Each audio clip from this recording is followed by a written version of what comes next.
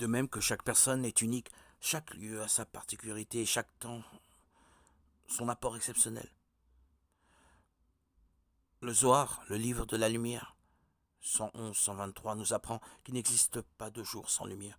Chaque instant est nouveau et comporte un apport unique qui ne pourra se vivre et se découvrir que si l'on se concentre précisément sur ce temps. Mais ajoute le Zohar, une barrière nous sépare de cette lumière. Ces nuages, les épreuves nous cachent les rayons du soleil.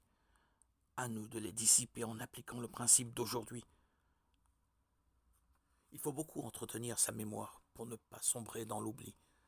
Dans l'action, on oublie souvent le but, on vit sans se souvenir à quoi sert la vie, vers quoi elle doit être dirigée pour être réussie.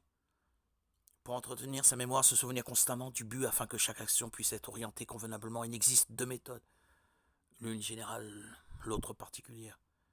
D'une manière générale, chacun a le devoir, dès qu'il ouvre l'œil à son lever, de se souvenir du sens de sa vie. Avant d'entreprendre quoi que ce soit, il réfléchira sur le but général de sa vie. Ensuite, au cours de sa journée, il s'efforcera de diffuser cette conscience, ce souvenir dans chaque action particulière. Il parviendra à cela en examinant chaque pensée, chaque parole, chaque action que la Providence l'amène à accomplir aujourd'hui. Dans cet examen, il s'attachera à déchiffrer le message que Dieu lui adresse à travers ces circonstances. Car il n'existe aucun hasard. Chaque situation a un sens bien précis qui doit permettre à l'homme de se rapprocher de la perfection. Ainsi, l'Éternel concentre sa puissance infinie jusque dans les moindres détails de notre vie terrestre pour nous appeler ou nous rappeler vers le but.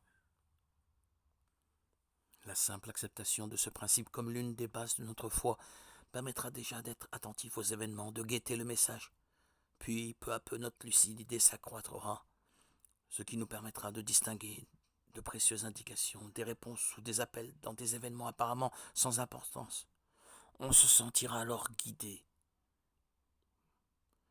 Mais alors il conviendra d'éviter l'écueil de l'exagération qui consiste à tout interpréter et à tout décortiquer, quitte à s'aventurer dans des domaines qui nous dépassent, ou bien encore à se consacrer à cela en délaissant les activités prioritaires, telles que la prière, la lecture de la parole.